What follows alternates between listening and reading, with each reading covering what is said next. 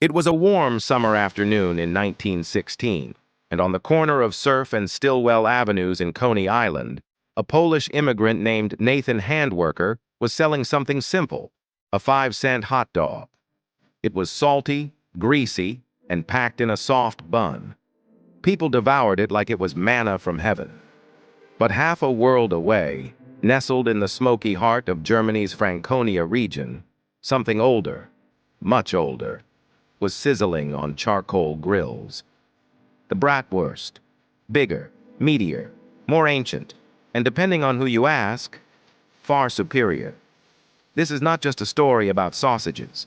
It's a story about culture, identity, war, immigration, national pride, and how two iconic meats, one ancient, one modern, came to represent so much more than just food. This is Bratwurst versus hot dog, a sausage showdown centuries in the making. Welcome to True History in Minutes, where everyday objects reveal their hidden past. We uncover the fascinating stories behind the things you use every day. If you like this type of content, please consider subscribing, like, smash that bell, and leave a comment, as this really helps our channel grow. Let's rewind. Not to 1916, not even to 1776, but to 1313. A year that sounds like it belongs in a medieval fantasy novel, because that's when we find the first documented mention of the Bratwurst in the German city of Nuremberg. There, sausage wasn't just food, it was tradition, ritual, and even religion. But here's the twist. The word Bratwurst doesn't even mean what you think it does. Most assume it means broiled sausage, from the German braten, to roast, but the real root is brat, meaning finely chopped meat. So Bratwurst literally means minced meat sausage. And its origins? Some scholars trace it back to the Celts, others to the Romans, who brought sausage making to the Germanic tribes over 2,000 years ago. That's right, Bratwurst might be older than the German language itself. By the Middle Ages, Bratwurst wasn't just food, it was a civic matter. In Nuremberg, the local council regulated Bratwurst size down to the gram. Why? Because people took sausage seriously. A butcher could be fined, or worse, for stuffing an inferior sausage. Imagine that. A food so culturally sacred it was legally protected. Meanwhile, Bratwurst festivals sprang up in towns like Coburg and Thuringia. Recipes were guarded secrets, passed down for generations. You didn't make Bratwurst. You inherited it.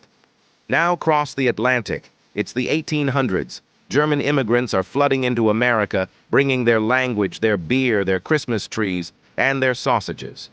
But the Bratwurst, with its thick casing and complex flavors, didn't translate easily. It was smoky, spiced, and grilled over open flames. You needed time. You needed technique. America, though, was in a hurry. The Industrial Revolution was roaring, cities were swelling, and people wanted fast, cheap, portable food. Enter the hot dog. The first American hot dog likely began with the Frankfurter, another German sausage named after Frankfurt am Main. But unlike Bratwurst, Frankfurters were simpler, pre-cooked, mildly seasoned, steamable, ideal for ballparks, street carts, and mass production. By the early 20th century, the hot dog wasn't just a food. It was a symbol of the American dream. Cheap, democratic, and undeniably popular. Here's where it gets spicy. In 1901, at a New York Giants baseball game, vendors were reportedly selling Dachshund sausages in buns. A cartoonist, unsure how to spell Dachshund, labeled his drawing hot dog, and the name stuck. Others claim the term predates that entirely. Some even allege that hot dog was a smear tied to rumors that unsavory vendors used dog meat in sausages. Regardless, by the time Nathan Handwerker opened his stand in Coney Island, the hot dog had arrived, and it spread like wildfire. Chicago, Los Angeles, Detroit.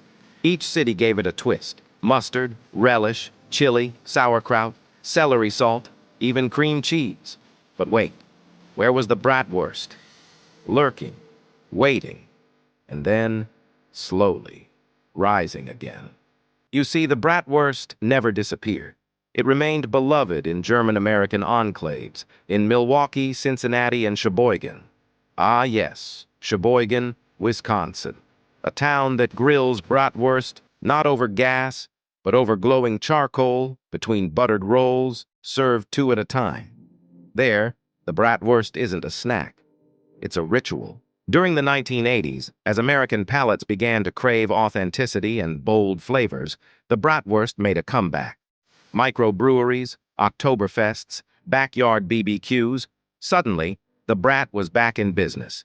Bigger, juicier, smoked, grilled, even infused with cheese, beer, or jalapenos. But with its comeback came a question: is the bratwurst better? Let's talk meat. A standard hot dog is a fine emulsion, meaning it's ground so thoroughly it becomes almost a meat paste. Beef, pork, or poultry, depending on the brand, blended into uniformity, efficient, shelf-stable, and frankly, kind of mysterious. A bratwurst, coarser grind, more texture, more character, often made with pork, veal, or beef, spiced with marjoram, nutmeg, ginger, or caraway, depending on the region. Some are smoked, others are fresh, but all have that snap, that sizzle, that soul. But here's the rub: the hot dog doesn't care. It never did.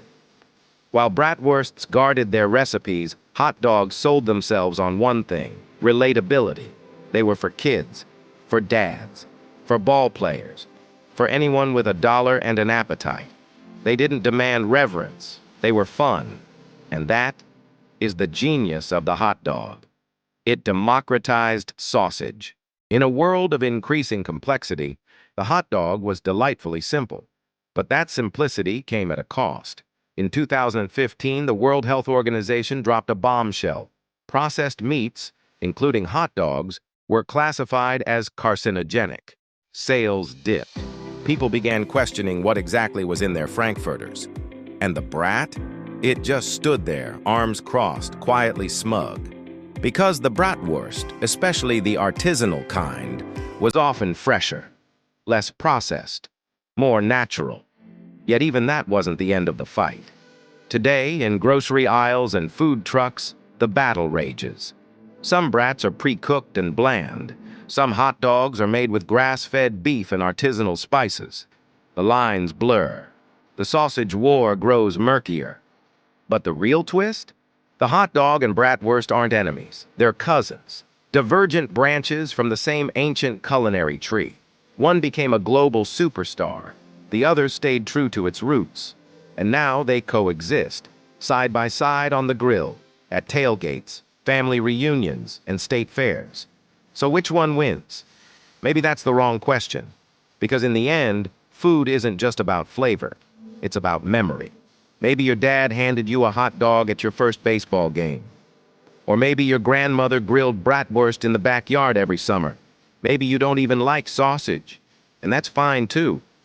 But next time you bite into that soft bun, whether it is wrapped around a smoky brat or a snappy hot dog, remember this: you're not just eating a sausage. You're tasting history.